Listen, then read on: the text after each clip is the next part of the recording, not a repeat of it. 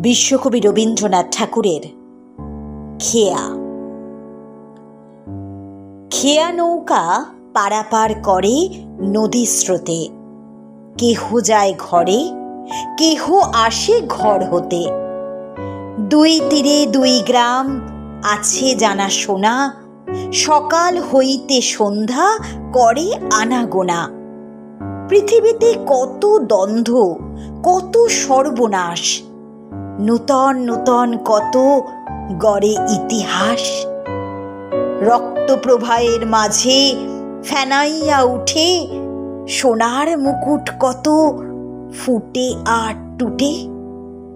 সভ্যতার নব নব কত তৃষ্ণা ক্ষুধা, উঠে কত হলাহল, উঠে কত সুধা।